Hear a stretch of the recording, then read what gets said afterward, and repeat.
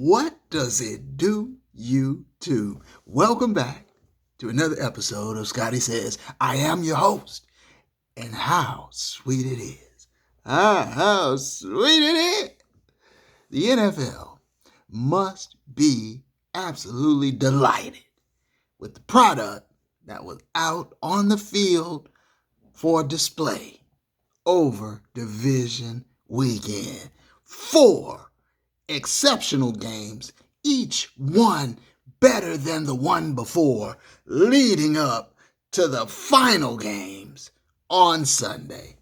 And no surprise for me, at least on the NFC side, that the LA Rams and the San Francisco 49ers will meet in the championship game Sunday at the Palace in Inglewood, known as SoFi. So much to get to. We're going to try to keep it condensed. But first and foremost, I have to say kudos and congratulations. Now, I hope you have been following along because I have been chronicling the LA Rams, going back to last season, to the exile of Jared the Golfer Goff and the swap for Matty from the D Stafford. And I've been warning of the tendency for Matty from the D to exhibit behavior on field that contributes to the demise of the football team. And I've surmised over the weeks that all those losses piling up from those years in that outback of Detroit could take a psychological toll. And so I've speculated that perhaps if there were such a thing as split personality football disorder, a sort of Dr. Jekyll and Mr. Hyde the ball from him, if you will, sort of split personality, that despite the highs, spectacular highs, stellar highs, there would always be a fly in the soup. Bzz. And some mistake, untimely, that I've come to label a poltergeist strike, would undo all the good that had been done and require heroics, and sometimes save the day, sometimes not.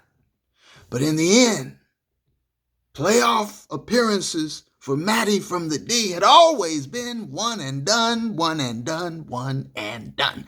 And so I surmised that unless the coach, now the latest to be known as the boy genius, unless Sean McWonder used a type of restraint placed upon the quarterback,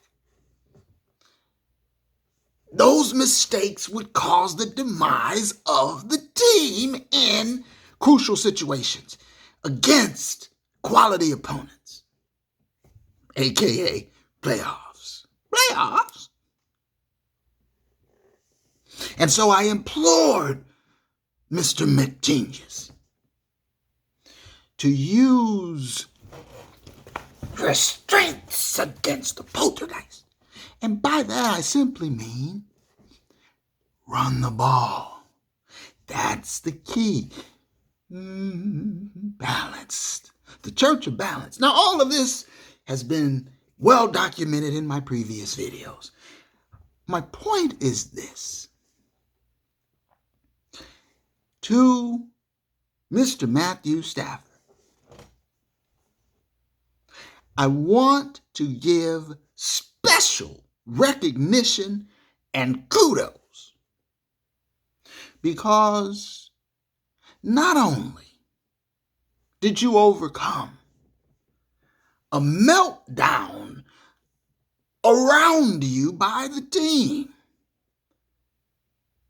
not only did you overcome turnovers not of your own doing, not only did you overcome bird brain decisions made in play calling at critical moments, not only did you overcome defensive lapses where you get scorched by the old goat, Sox.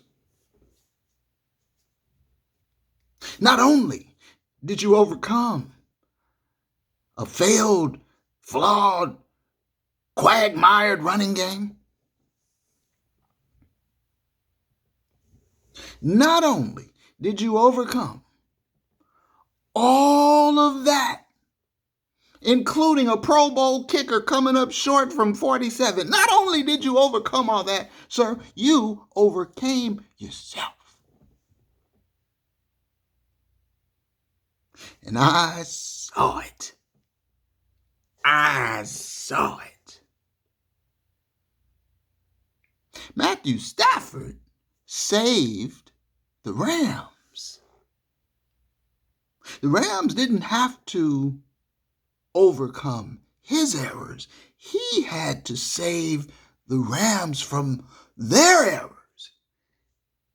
He lifted the team over their own mistakes, including the coaching staff. Now, he wasn't flawless now. There were two specific points where it very easily could have been utter disaster and ruin because of Matthew Stafford mistakes. And we'll get to the game analysis. You know we will. Two moments he had. The very first drive of the game and the very last.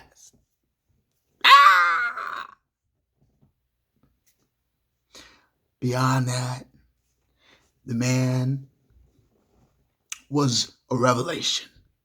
Magnificent. And that final pass, the way it lofted up so perfectly and floated and dropped straight down like it was dropped from an angel on high, right into the running hands of Crazy Legs, Cooper Kupp.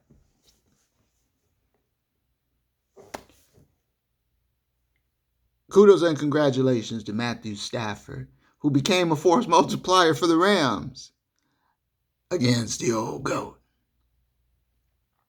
in Tampa Bay. Now, what this all sets up is exactly as I predicted it would be. Now, let me just say, I went 6-0 the wild card weekend. And I felt those were the easier games because I just went home teams, except for Dallas. I knew them damn Cowboys were going to get beat. I mean, I knew that.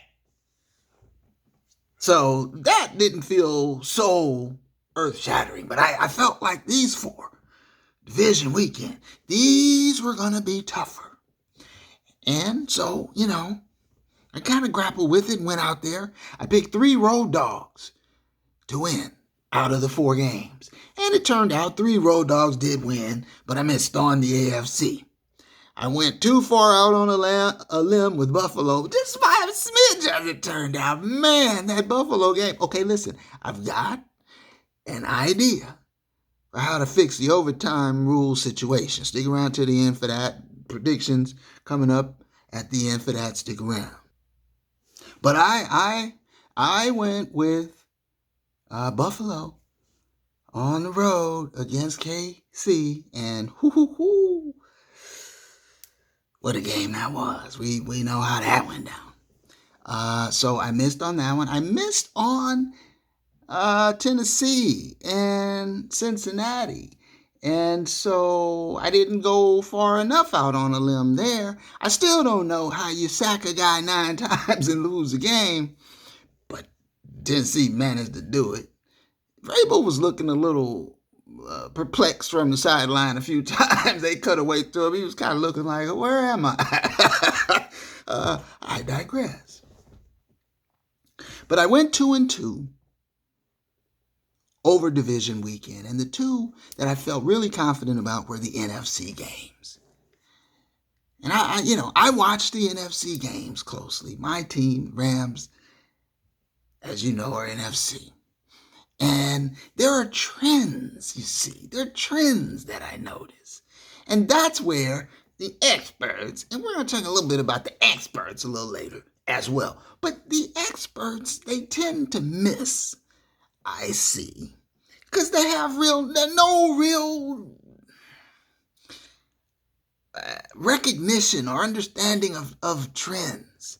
They just kind of, like, you watch Cynthia Freeland, she's going to pick Seattle to start to win the division. It's just like just like, this sort of knee-jerk reaction. And I use her as representative of the lazy picks that the experts make. And Cynthia Freeland picks the Rams to lose every game, and she tends to be wrong because, look, now we're in a championship game, and she's still picking them, and I'm sure she'll pick them to lose again, of course. So, no big surprise there. This time, she's got a shot at being right, but I knew she was wrong against Tampa Bay, the old goat, because styles make fights, you see. It's a game of matchups, you see. And when the Rams drew the Cardinals, I took a little sigh of relief because that matchup favors the Rams, the trends, and the matchups. And Kyler Murray knew it. The week leading up to that Arizona game, the interviews, you could see it. You could hear it in his voice. You could see it in his demeanor. He knew he was already beaten. And then he played like it. So that was like cool. Then Tampa Bay. Now, obviously, division weekend. These games now, where this is the Elite Eight now. So these are all going to be more competitive games. And of all of the division weekend games, it was the Rams game that was about to be a blowout. They were stomping them out. Victims, though, of their own mistakes, the undoing. The undoing. That could be like the subtitle of the plot. The undoing. Undone by your own mistakes. And were it not for Matthew Stafford, why the Rams lose that game? But that quarterback play elevated the team to victory in the crucible of the playoffs against the old goat.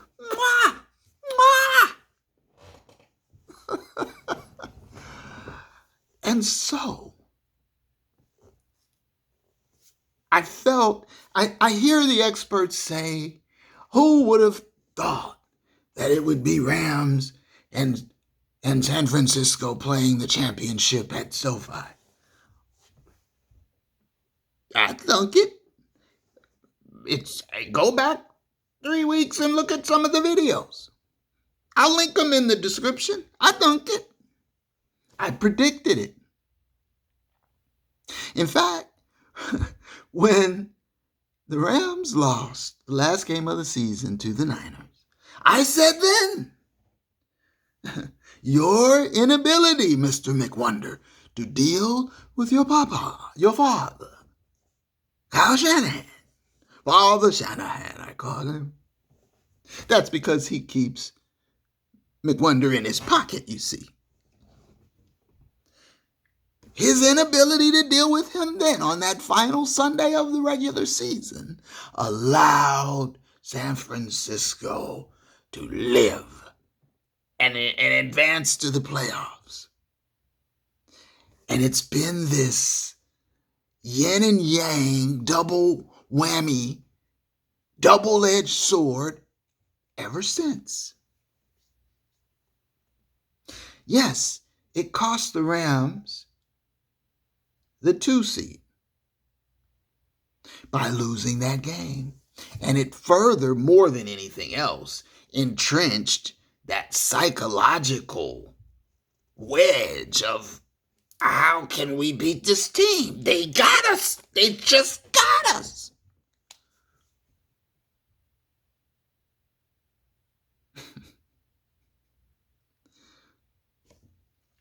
Just as an aside, Coach McGenius said after the San Francisco loss, that regular season ending loss at the Palace in Inglewood, which was haunted that night, Coach McGenius said that we choose to believe that this loss don't mean shit. Now that's what he said. We choose to believe that this loss don't mean nothing. That, ladies and gentlemen, is a classic coping mechanism. Somebody's in that psychological space in the head, see? So you just start coming up with different, try to figure out different ways where you can make it work, where you can sleep at night. So what he came up with was, you know what? Because it meant everything. And so that was for in essence, it was to get the monkey off the back. This time, I mean, if think about the pressure he felt then, just to get the monkey off the back and to go into the playoffs on a good high note. But this time, it's for the Super Bowl. It's for everything. The pressure must be exquisite. Just as an aside, Coach McWonder just had a birthday here recently, just the other day, yesterday. And so happy birthday, Coach. I believe Coach is a subscriber, just, sort of with the alias or something. But the joke that he told was that several people looked at a picture of him from a few years ago before he became head coach and couldn't believe how much he'd aged. The look. And it is. I give him credit. And that's the other person I have to give credit to is Coach McVay. I have to tip my cap to him. If I had one on, I'd tip it. Because everything that he has to juggle and deal with, from dealing with super athletes in the prime of their life, ultra alphas, multi-millionaires with the agents and endorsement deals. He's got to deal with the front office and all the pressures. He's got to deal with the owner who spent billions to uproot the team from St. Louis and who must win in the LA market. He's created this palace in Inglewood. He has to deal with the media. The media, they're relentless. They just keep coming and coming, He has to deal with the guys on the couch, like me, with a microphone, armchair quarterback, could throw a spiral from my sofa, okay?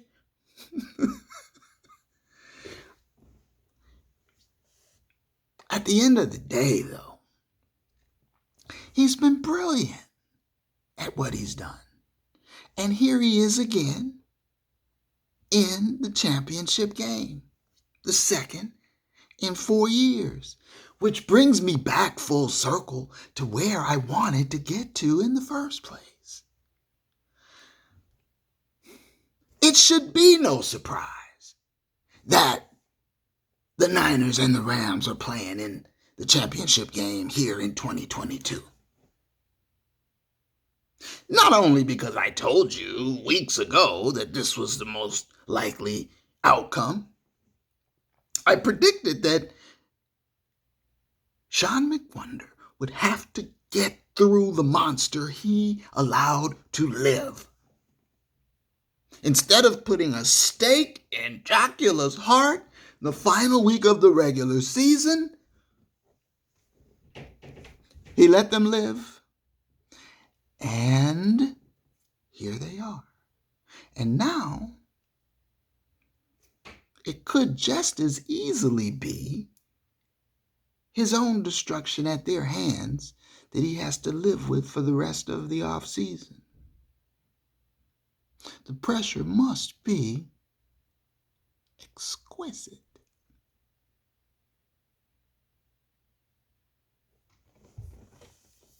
So this was no surprise to me. Look at the trends. And that's what I mean by these experts. They may pick the team that just played in the Super Bowl. They'll do that because they pick like lemmings. Or they'll just go with the team that they have imprinted in their mind. Seattle. You just go with it. Seattle. All right, now. Here's an example of the NFC West trends. And the NFC West is the best division in football. Well, the Rams own Seattle, but the Niners own the Rams. But Seattle owns the Niners. The Cardinals beat the Niners, but Seattle beats the Cardinals. It's just like the Rams have owned the Cardinals. In fact, the Rams beat the Cardinals and the Seahawks fairly easily every year. It's just them damn Niners. And here they are again. The storylines, the parallels go deeper, and they're very interesting. All right, let's take a look at the trends.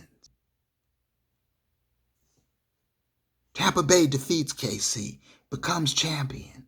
But who did KC play the year before? It was 49ers. It was San Francisco. San Francisco was in the Super Bowl the year before Tampa Bay won it all. You see, they're only 1 year removed from the Super Bowl. You see, why are you so shocked? When was the last time Green Bay was in the Super Bowl? Huh? But all these people are picking Green Bay every year. The experts. A lot of them, well, they played for Green Bay if they're former players. Or they are imprinted by, the legend of the pack and the frozen thunder and Lambo, and they love Aaron Rodgers. And I told you, that's another prediction. I told you San Francisco would defeat Green Bay. I told you that. And I also told you Aaron Rodgers would not win a Super Bowl in Green Bay, and I don't think that he will play another season in Green Bay. Okay? So these aren't surprises to me. Because I watch and I pay attention. So, all right, fine. San Francisco lost to KC 2 years ago. Well, what about 1 year prior to that? Who was in that Super Bowl? What do you know? Why? It was the Los Angeles Rams. Rams were defeated in the Super Bowl by the hated New England Patriots and Belichick. And who was it again? Tom Brady.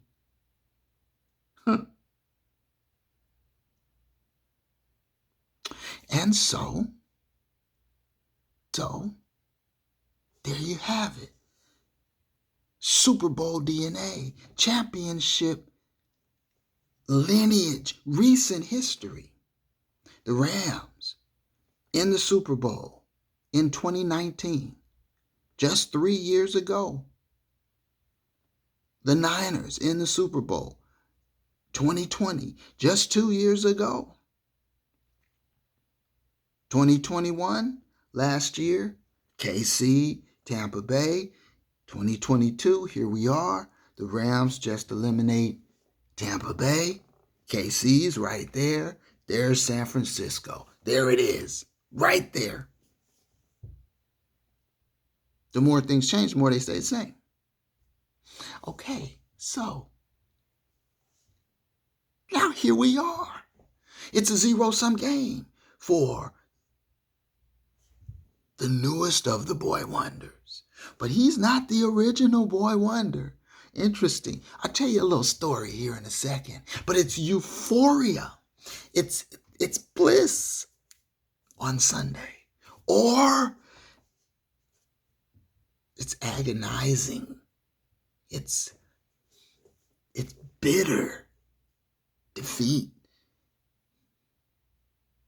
This is going to be epic, Shakespearean in a way. Now, 6 in a row lost to them damn Niners. They take over the LA home stadium. The team has to try to block them from buying up the tickets. McGenius seems helpless against them damn Niners who play more physical and who play smarter. Father Shanahan has this hold over the boy genius, and he carries him around in his pocket.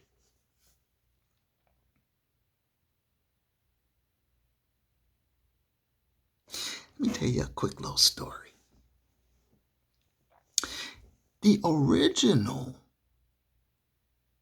boy wonder, if you don't count Batman, the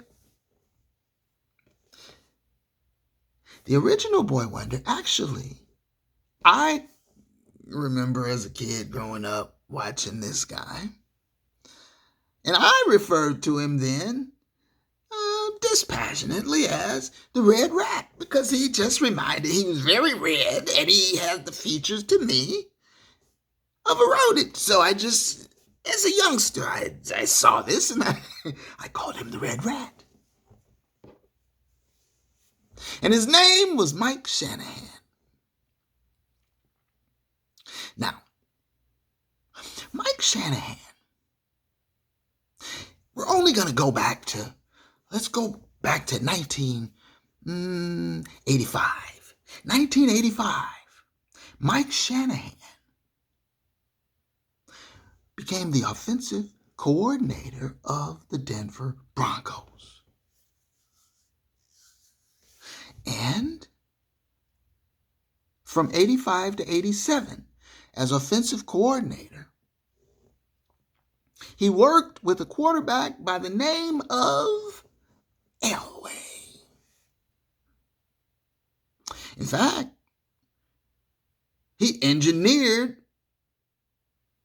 the drive with Elway.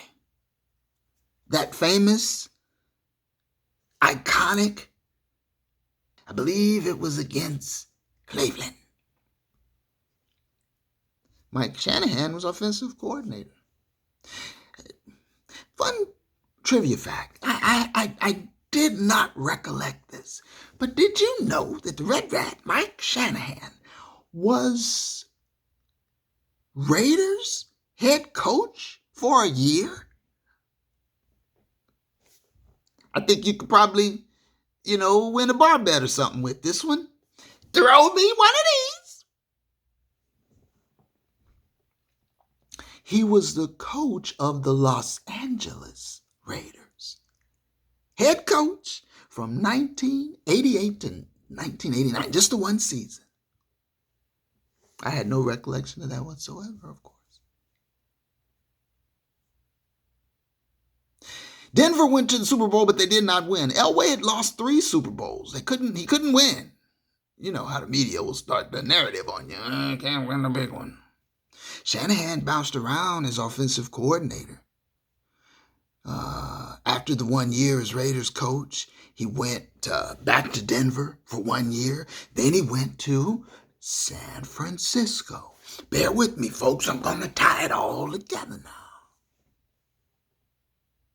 He became offensive coordinator of the San Francisco 49ers. The head coach at the time was a guy named George Seifert. 1992 to 1994, the Red Rat served as offensive coordinator for the San Francisco 49ers and George Seifert. And in 94, his last year as coordinator there, they set the record for the most yards in a season by any offense ever. The Red Rat was the coordinator. And they won the Super Bowl that year.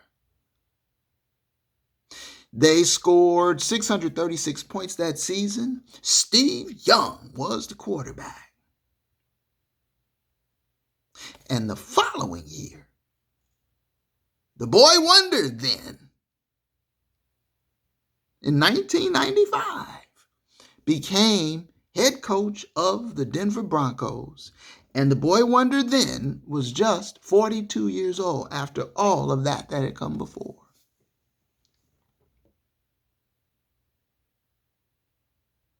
Quite a career. Now, as Denver head coach, the Red Rat blossomed. From all of his previous stops, you see, he had culled and synthesized and morphed various bits and pieces because he had had stops in college and so forth that I didn't go into before the pro ranks. But he pulled a little bit from here and a little from there. And the West Coast offense was Bill Walsh, and that was the Niners and Seifert. And he pulled from that. And he had his own thing, you see. And he ended up developing what came to be known as the outside zone offense. It was this style of running. And he put Terrell Davis into that offense with Elway and Shannon Sharp.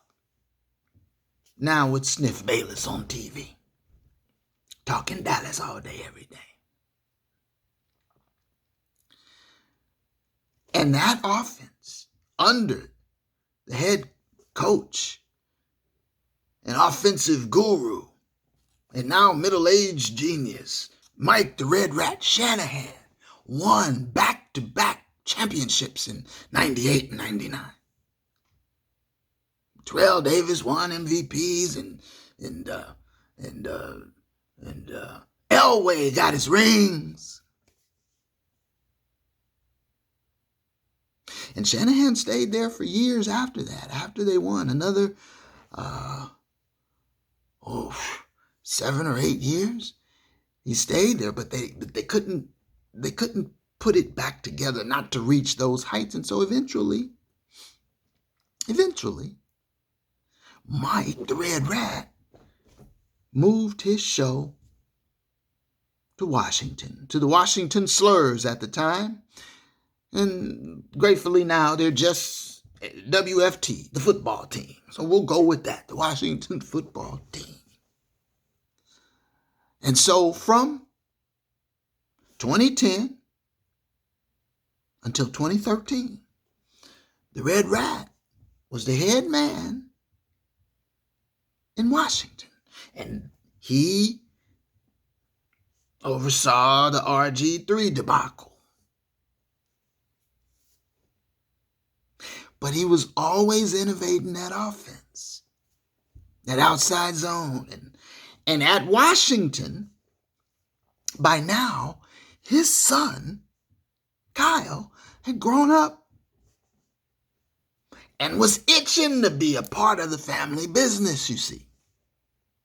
And Father Shanahan, Papa, gave to young Kyle, he gave him knowledge and insights and wisdom. And the youngster impressed. He in turn, was innovative in his own right.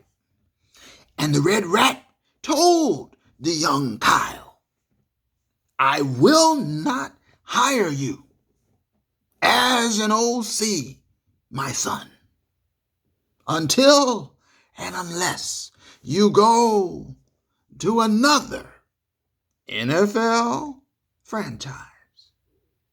And there you are an offensive coordinator.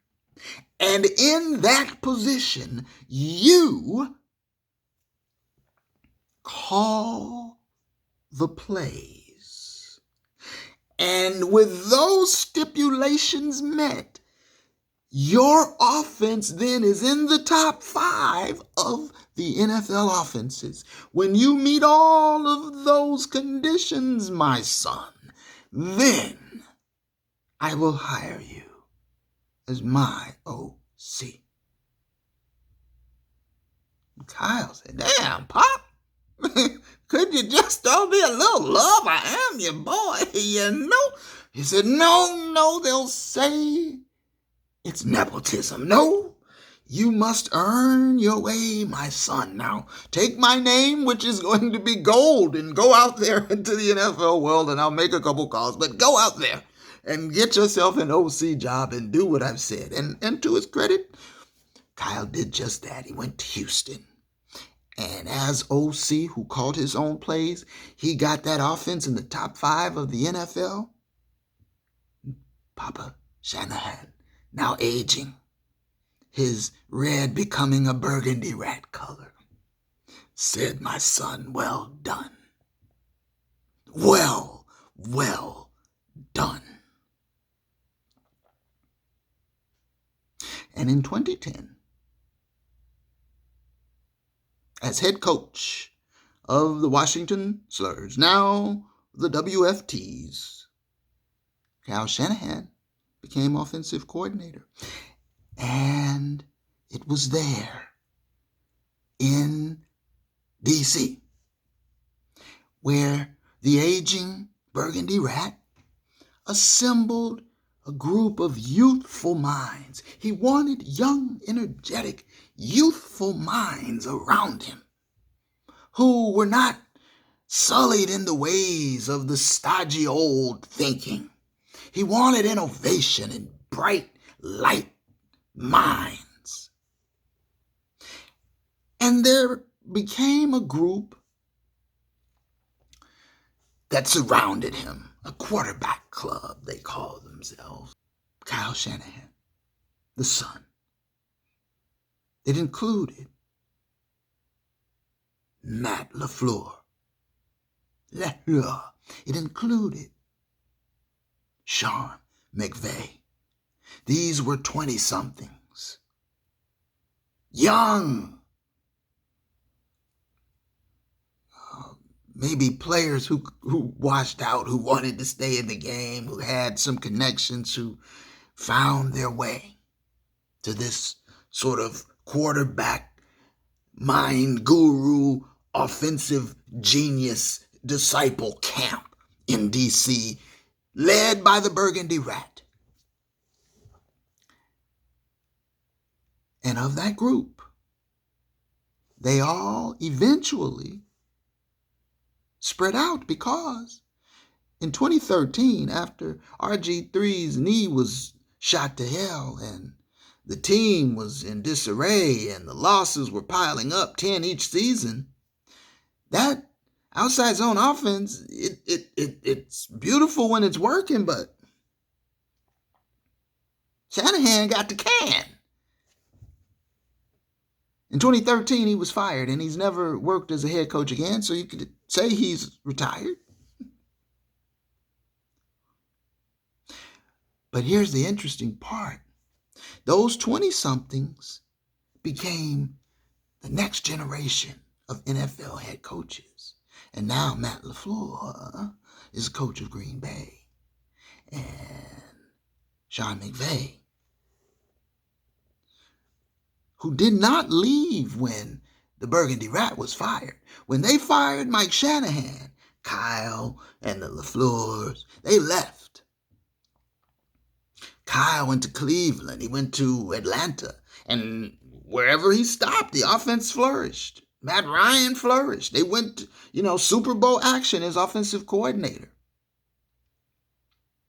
But Sean McGenius stayed with the Washington franchise. And the incoming coach, Jay Gruden, and there's the other family connection with the Grudens, you see. So Jay Gruden made Sean McWonder his offensive coordinator for the Slurs, now the WFTs. So there's McGenius as now a 20-something offensive coordinator for Washington.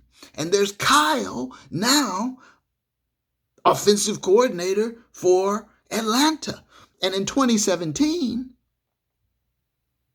the LA Rams made Sean McVay the youngest head coach in NFL history at 30 years old. He was hired to head the Rams franchise, a moribund franchise, to that point. And that same year, 2017, Kyle Shanahan was hired as head coach of the San Francisco 49ers.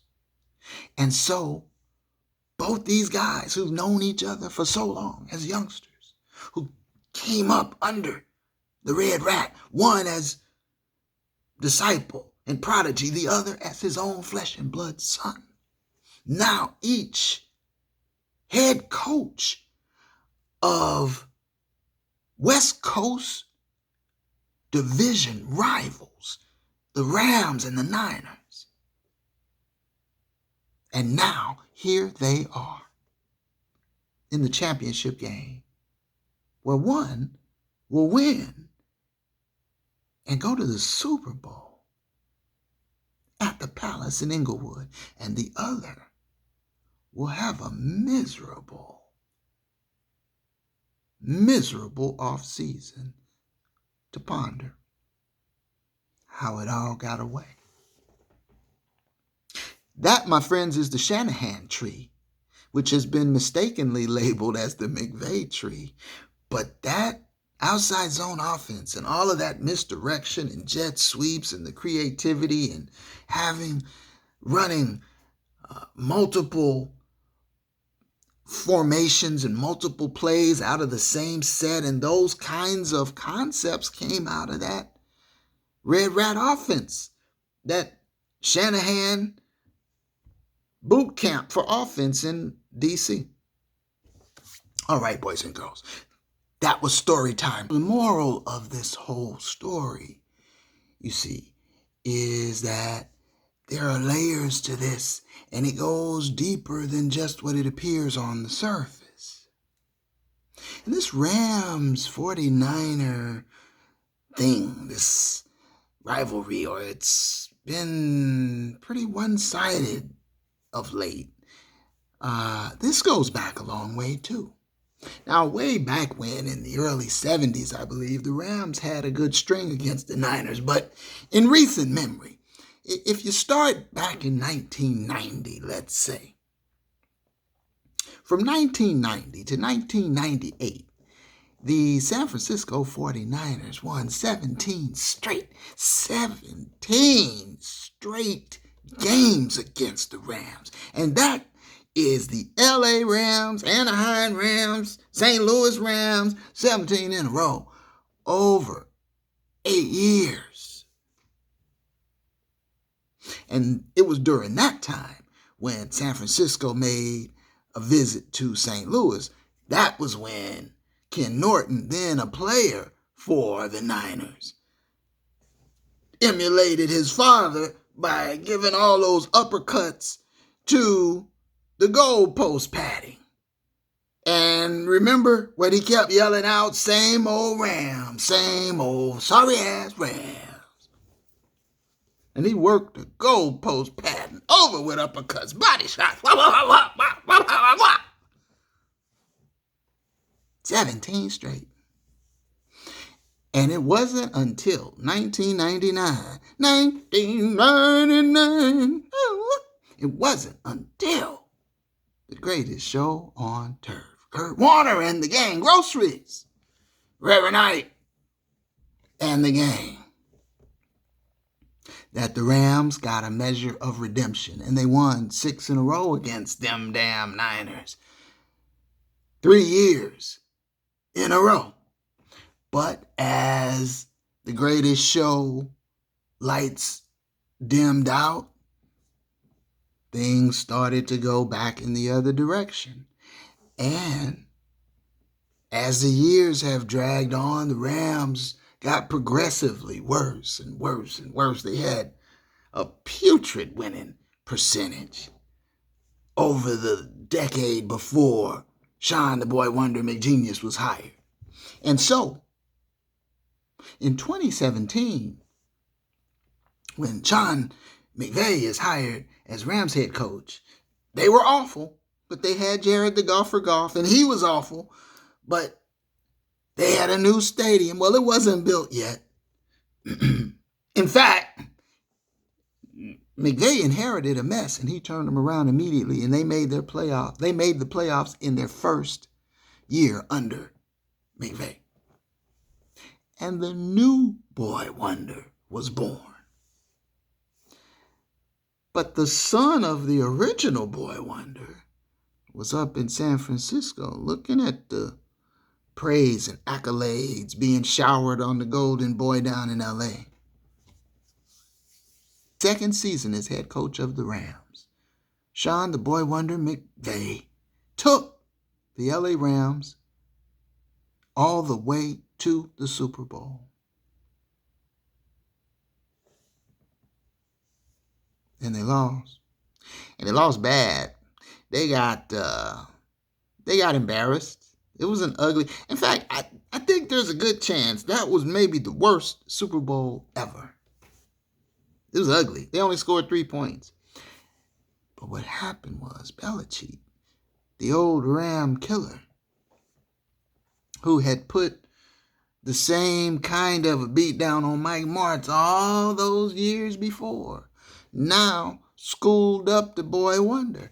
And that blueprint that he put down on the Rams and McGenius in that Super Bowl loss to New England, that blueprint, I believe, is what Kyle Shanahan took and perfected. The Rams versus the Niners. The LA Rams were 3-1 against them damn Niners in the 2 years, 2017 and 2018, the 2 years that they each were head coach their first 2 seasons. The Rams were 3-1 against the Niners. But after that Super Bowl loss to Belichick and the Patriots, and after that blueprint was put on tape, that was when, I believe, Kyle Shanahan took that blueprint and modified it. And he has never lost to McVay since.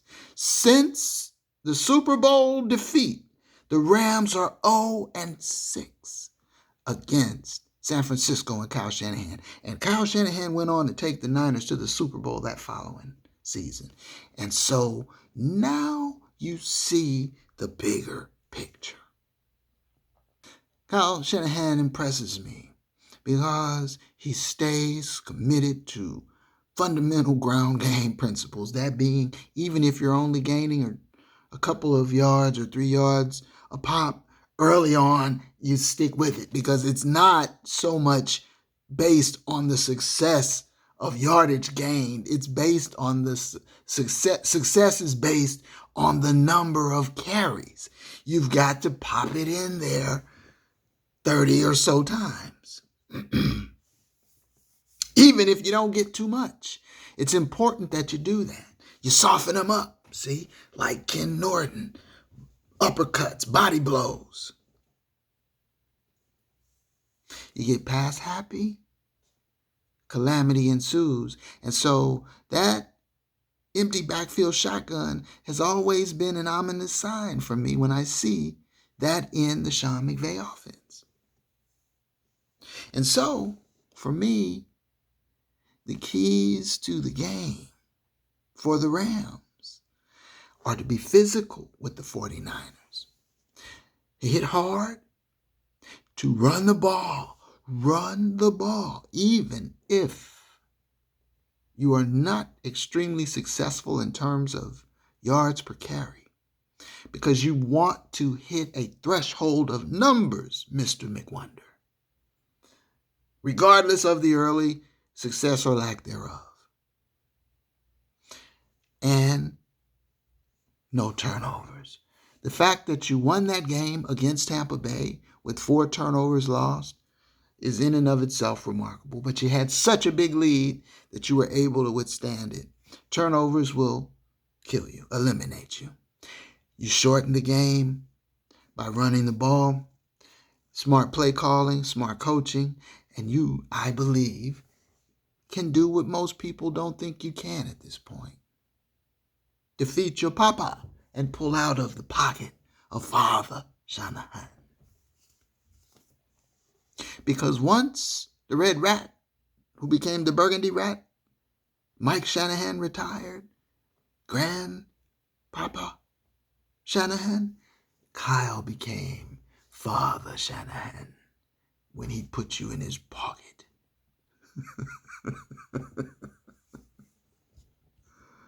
And the thing is, he still has access to the source in ways that you don't. And so again, I say to you, sir, Mr. McWonder, with all due respect, you need 30 rushes minimum. And I'll give you credit, sir. You reached the 30 carries threshold against Tampa Bay. I don't know how you did it because the game was so haphazard and helter-skelter. And I give you credit because you managed to reach 30, and that's with the assistance of some ill-timed quarterback efforts, I'm sure. But you managed to reach 30 despite the fact that your run game, your ground game netted you an average of about 2 yards per carry. And so herein, I give you credit, and yet I offer a constructive criticism, sir. I applaud you for reaching the 30 carry threshold. Job well done. The thing is,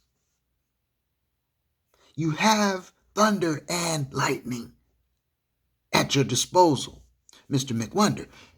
Cam Akers is your lightning, but you've also got thunder. And don't forget that Sony Michel carried you for about 5 weeks down the stretch. And so I would strongly encourage you to not get so preoccupied with Cam Akers. And I said this 3 weeks ago as well. Don't get so preoccupied with Cam Akers that you forget about Sony Michel. Your best bet is to alternate and give them both a fairly close number of touches. You went heavy with Cam, and that almost was calamitous. Okay? The numbers I saw, there were 25 direct handoffs to running backs. Cam Akers had 24 of them. You only gave 1 carry to Sony Michel, sir. And Cam Akers averaged 2.3 yards per carry, sir. Or maybe it was 2.0, 12. Wait a second. Cam Akers had 24 carries for 48 yards. That's 2 yards on the nose. And you don't give Sony Michel any run? I find that odd. And then you factor in the fact that he fumbled not once but twice in extremely stressful situations now due to the fact that these turnovers were crucial. The first one changed the game, flipped the momentum all the way around. The second one almost eliminated you. And I know that you believe in these guys and you love them and you'll go all the way with them and you're rah-rah and You are positive affirmations and all of those things. And what is it he has on his desk, on his wall? Urgent enjoyment. You know what I mean? But you're best suited to use all the weapons at your disposal. And if there are issues on any particular given day with one, throttle down a little. You don't have to go hardcore. If you see that there's a haunting afoot, slow it down and run it more. If you see that one back's got the fumbles, put the other guy back there for a little bit. Flip it up. Sony Michel has been rushing for 4.5 yards per carry up until you basically benched him in Tampa Bay. He ran 58 yards on 13 carries versus Arizona. Okay? So, I saw once again you had Cooper Kupp back to return the first punt. Now, see, we've had this conversation. Ah! Ah! So, let's quickly get to the game. But I believe that if you change things up, if you play to your strengths, I believe you can defeat them damn Niners this time, despite your abysmal record against Father Shanahan. But if you insist on playing that same game, you're going to find yourself with the same outcome. Bah! You've got to change the plan, Mr. McWonder. I will say this, I feel a lot more comfortable with Matthew Stafford now than ever. He played big in a big moment when things were falling apart all around him. He was the calm in the storm. And did you hear his post-game comments? He said his teammates told him he went to a dark place. And he himself said he enjoyed reaching in and stealing someone's soul. What is this soul-stealing talk that I'm hearing? It sounds kind of poltergeisty to me. All right. Game analysis, very quickly. There was no Whitworth, no worse. So the offensive line had holes for both sides. And Tampa Bay is banged up, but they did get Fournette back. No Taylor the Rapper for LA. And so we get right to it. And the defense is picking up pretty much right where they left off versus Arizona. They're flying around. The old GOAT is having trouble. And Tampa Bay isn't really moving the ball at all. And Tampa Bay punts. There's Crazy Legs Cup back there. And I'm like, what are you doing? The Rams take over. Now, right away, the Rams come out chucking it. Okay. Now, again, I already know it's his tendency. And you don't play every game the same. But I'm hoping that you do establish the run down in Tampa Bay. But no, he's chucking it, and fair enough, they're moving the ball. They're in the gun a lot, but they got that back. They've got Cam Akers back there. And so at least there's the threat of the run out of the shotgun, although they don't ever do it. I don't know if I saw it once the whole game where they ran out of the gun. But at least that extra protection is back there. And they're moving the ball, and they get the ball down inside the red zone. It looks like they're going to go in to score. And then, just like that, it happens. Poltergeist strike, payow, out of the shotgun, empty backfield. There it is. First time I saw it, calamity. Right away. Matty from the D tries to throw a haunted gift right into a Tampa Bay Buccaneer chest, and they don't accept the gift. They say, whoop, whoop, whoop. They fumble it. The ball drops. disaster averted. Interception avoided. Rams settle for the field goal. 3-0 LA. But just that fast. Almost disaster. At least we got the 3. And that was the first incident that I'm referring to when it comes to Maddie from the D.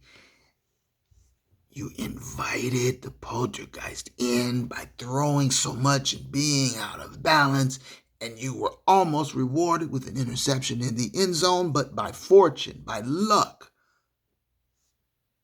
the pass was dropped, and you managed to get the 3 points.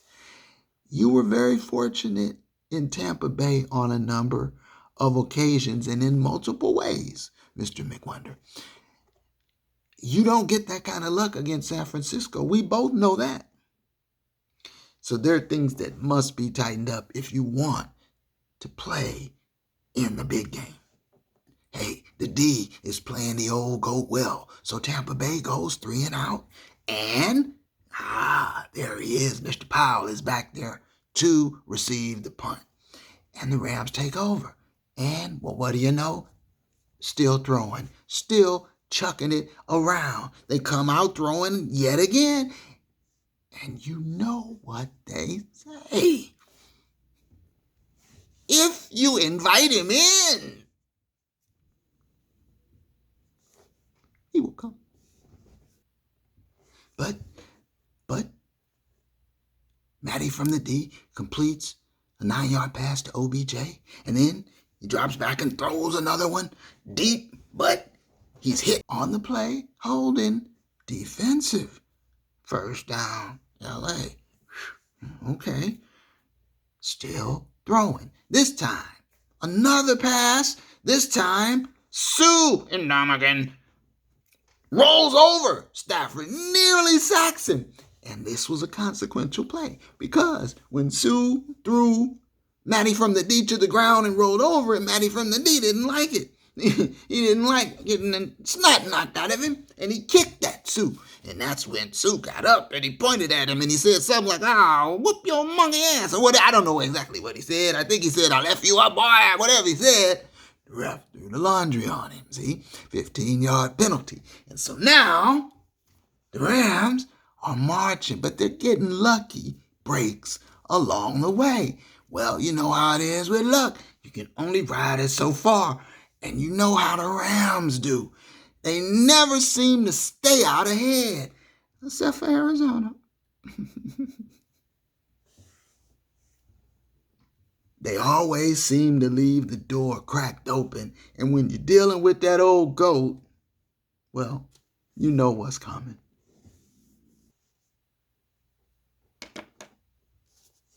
So now, LA is in the red zone due to the penalty. And it's almost as though Coach McGenius hears my cries. And he hands the ball off to Cam Akers, who gets 9. And now we're first and goal. Touchdown pass to backup tight end Kendall Blanton. Touchdown. 10-0 LA. And here we go. 10-0 Rams. Looking good.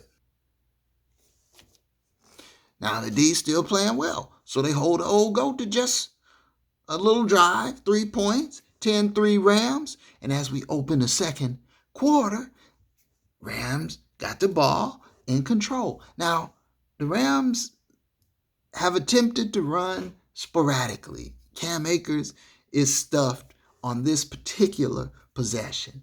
And Matty from the D gets sacked on second and a little long with protection in the shotgun. So now we got 3rd and 20. And rightly, he goes empty. Shotgun. And what do you know? 70 yards. Touchdown pass. Cooper Crazy Legs Cup with the move on the sideline. It's just that little move, and then he's gone. He finds daylight. Touchdown. 17-3 Rams.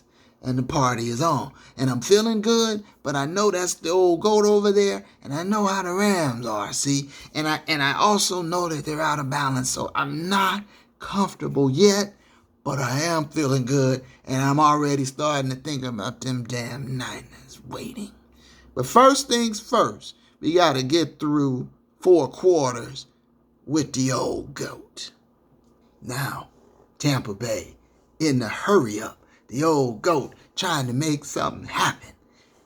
But Von Miller, look who it is, and let me say this, and I'll tell you when I'm right. You know I'll tell you, man, I was right about it, I called it. I'll tell you this, I didn't know if Von Miller was going to play like he's playing now. I said, does he have any left? Can he still be that old Von Miller? Well, I'm seeing it. Von Miller is balling, okay? Von Miller shows up. He touches up Brady. He didn't sack him, but he rushed him, and he touched him up a little bit, and the crown of his helmet got under Brady's chin, and Brady bit his lip or something popped his lip, and he started bleeding, and Brady went ballistic. Got in the ref's ear. Hey, man, he hit me, damn it. And the ref said, have some laundry, old goat. Calm down. Just a little blood, put a Band-Aid on it. It's football. Relax. Brady's like, no, but I'm Tom Brady, like in the Subway commercials, but I'm Tom Brady. You take this laundry with you. So, the drive ends up stalling out, but they get in field goal range. And Suckup, it's an awful name for a place kicker, Suckup misses it. Well, I guess it's hard to be, that probably wouldn't be a good name for anybody. I'd like to, President Suckup. Your plumber, Mr. Suckup, will be here. Dr. Suckup, paging Dr. Suckup. Anyway, Suckup missed. Rams take over. And still chucking it, but partly when they try to run, they're not getting much. And I'm thinking maybe McWonder doesn't believe there's anything left in the run game.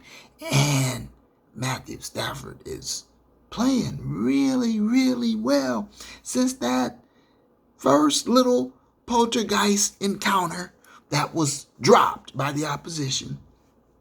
He's almost been flawless. And once Sue hit him and rolled over him, knocked the snot out of him, man, he's been dropping dimes and throwing darts. So I'm thinking, can he put 4 quarters together? That's the key.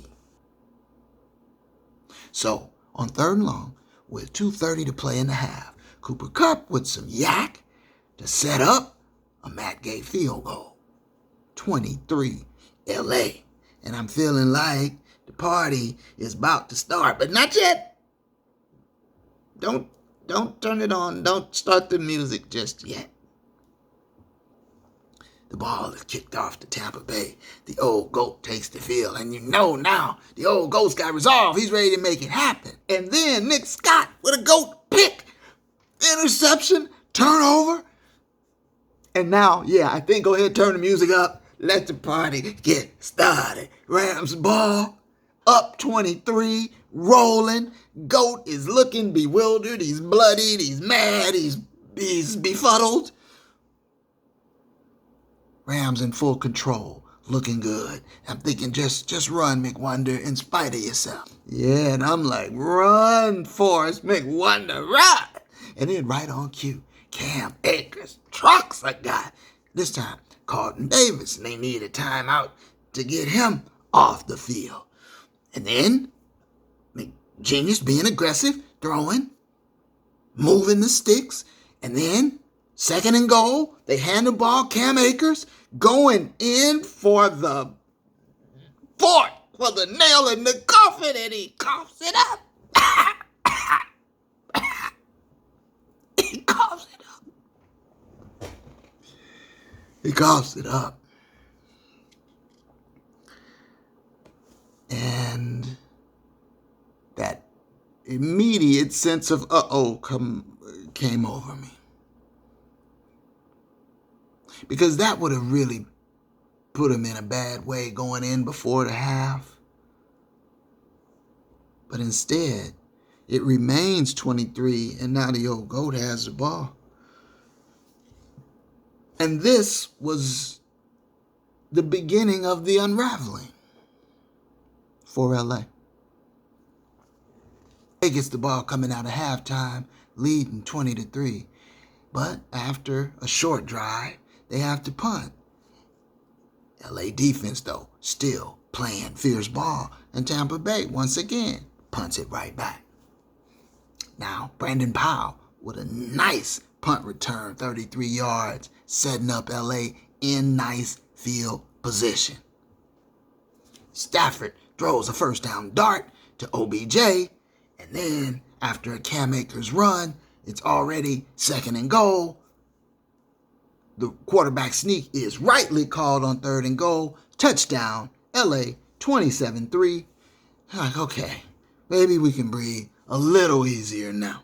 Old goat is running for his life. He's eating a lot of grass. They say goats like grass, right? Oh, this old goat is eating grass.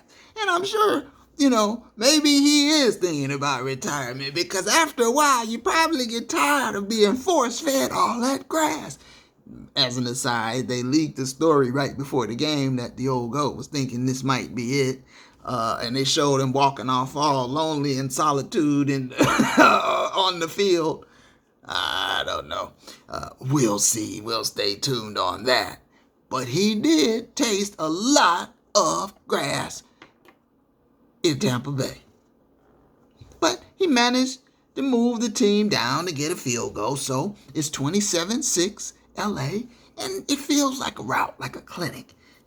Things are going the right way. And so, with the Rams up 27-6 with just around 3 minutes left, you're throwing the ball. You throw a safe outlet to Cooper Crazy Legs Cup, and Cup, who never fumbles. Fumble Rooski. Coughs it up. Crazy Legs. And so now there's your second fumble lost and recovered by Tampa Bay, giving them life when you should be putting the stake in the old Dracula goat. Instead, you're giving them a straw with a little blood in a cup.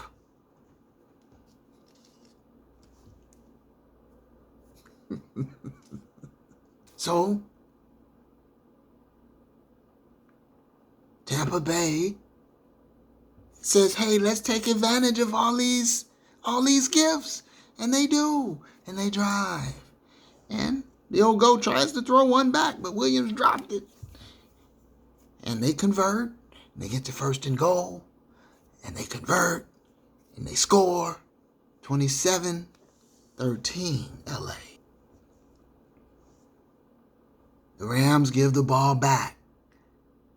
You need something from your defense. The old goat goes to work, and look who it is. Von Miller, strip sack. Rams recover. Yes. And Von Miller later said he was over there celebrating, and before he could finish celebrating, they were telling him that he had to go back on the field. Why, you ask? Because of bird brain behavior by the play caller. Coach McWonder, I wonder why. You won't learn. You get the ball back after a strip sack by Von Miller to curb that momentum. And on the first play, after you get the ball back, you go shotgun empty backfield. This is bird brain behavior at work. Now, I'm not saying this because from that particular play, the ball is snapped over Stafford's head, behind his ear, and downfield for a turnover. That's not the only reason that I say what I say. I've been saying this about this empty backfield shotgun that you love for weeks. But why there, Sean McWonder? Why there? You just got the ball back. Tampa Bay's coming now. They're breathing down your neck. The old goat has life. You get the ball back. Eat some clock. No, you want to chuck it empty backfield, and the snap goes downfield and they recover. And now you know what's going to happen. Moment. that I wondered, is it possible that Tom Brady has a pact with the devil? Is there sorcery afoot? Is there witchcraft in the building?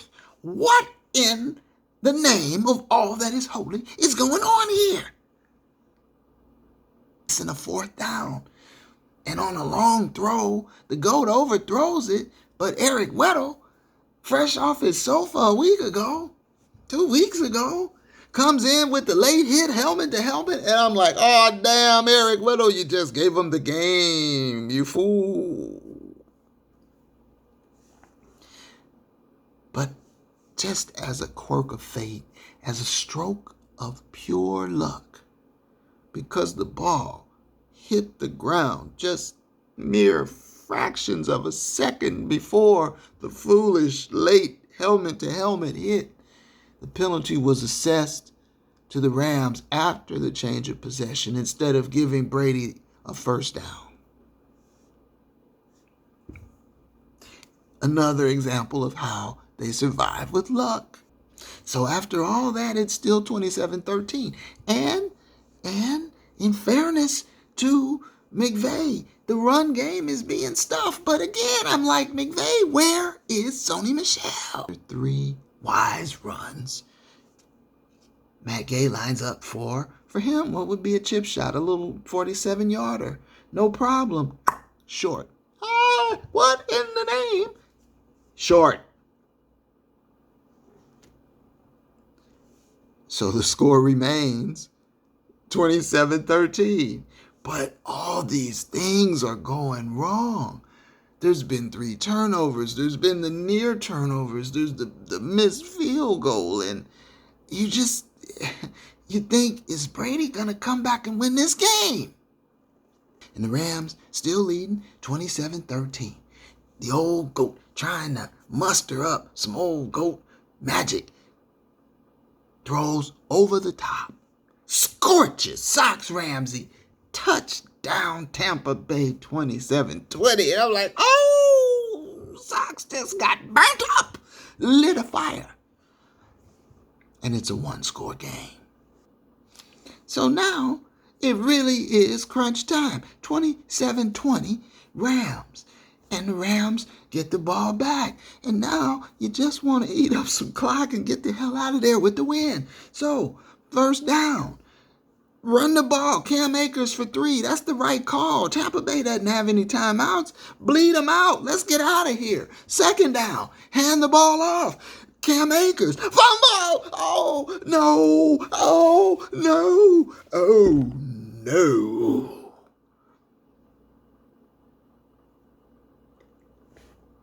This is bad. You have just turned the ball over, and I see the epitaph now on the Rams' grave. Plain as day, here lies the Rams undone by their own mistakes in Tampa Bay. 27-20, and you've coughed up yet another turnover, the 4th fumble lost of the game, and the old GOAT has the ball, and he's just about at the red zone, ready to tie up the game. And on 4th and 1 from the 8, Brady sells that quarterback sneak motion, and Fournette sweeps it outside. Easy money. Touchdown. The game is tied, folks. Tied. So from 27-3, you allow that old GOAT to come all the way back to 27-27.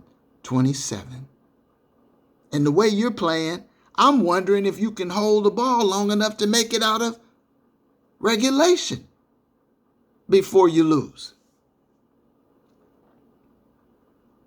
But old GOAT magic and Rams mistakes have conspired to put the Rams on the brink of elimination. They are staring into the abyss. And what does McVay do? He comes out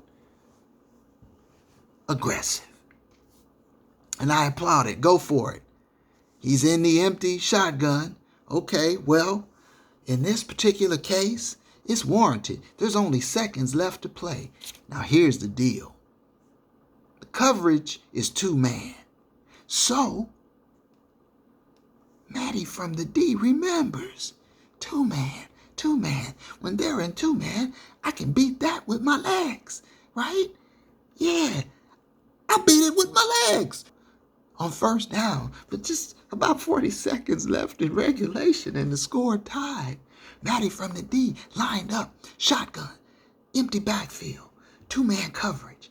And he decides, I'm going to beat it with my legs. I'm Maddie from the D. Let's roll, Potty. And he runs. Fumble. Oh, no. He got all of 1 yard. He lost a yard and fumbled. And this was the other play where he made what could have been a critical, costly error. He got away with it on the first drive when they dropped the interception. And on that last drive, on first down, when he decided to beat two-man by running and getting all of a negative 1 yard before he fumbled. It was pure Matt from Detroit. It was nothing but that evil, malevolent poltergeist, unrestrained. But somehow, Matthew Stafford recovered his own fumble. He got hold to it, pulled it back in, and got himself and his team another chance. Just one more chance. And on second down, now 2nd and 11, with just 36 seconds left to play, Stafford with a beautiful dime to Cooper Kupp, who beat that two-man coverage and gets out of bounds. And then, with 27 seconds left in regulation, Matthew Stafford gazes out at the defense. And from the shotgun, he believes he sees zero coverage, the blitz, all out. And he heaves it. He heaves it for Cooper Kupp, who was running what they call the love of the game route. And the pass, you've seen it now. But watching it live, it was as though things went in slow motion and it floated up. And there was that moment of what is happening here. And then it floated down, and it floated down so perfectly, as though it was placed by the football gods right into the hands of Crazy Legs Kupp. It dropped right in the bucket, a perfect dime, a perfect dart. The most significant, the most important, the most monumental throw of Matthew Stafford's career. Complete down to about the 10-yard line. And the look on Matthew Stafford's face when he's trying to get them all to hurry up and get down so that they can spike the ball and kick the field goal. And he's looking like the poltergeist is running with them. And he's telling them, get away from me, poltergeist. He's running and he's like, come on, let's go. And they get it and they spike it. And Matt Gay redeems himself. And Matthew Stafford has redemption. And Sean McWonder moves on to the championship game hosted at the Palace in Inglewood, known as SoFi. What a game it was. And the old GOAT? Well, the old GOAT is free to graze off into the wilderness. Maybe he'll retire, maybe he won't. I suspect he'll play again. He played so well this year. Matthew Stafford uplifted the Rams. He rescued them. He saved them from all the mistakes that were being made all around him. Matthew Stafford was nearly flawless. He overcame everything, including himself. The final pass to Cup was a thing of beauty, an iconic pass that will live on in the annals of NFL history.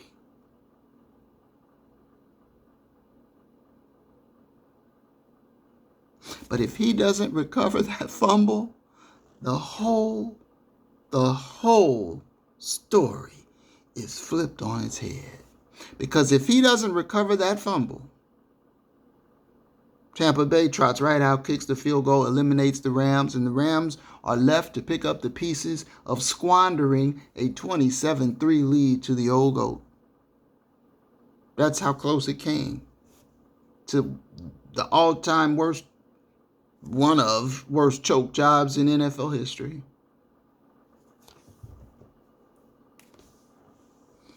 So you play that way against San Francisco, you will lose.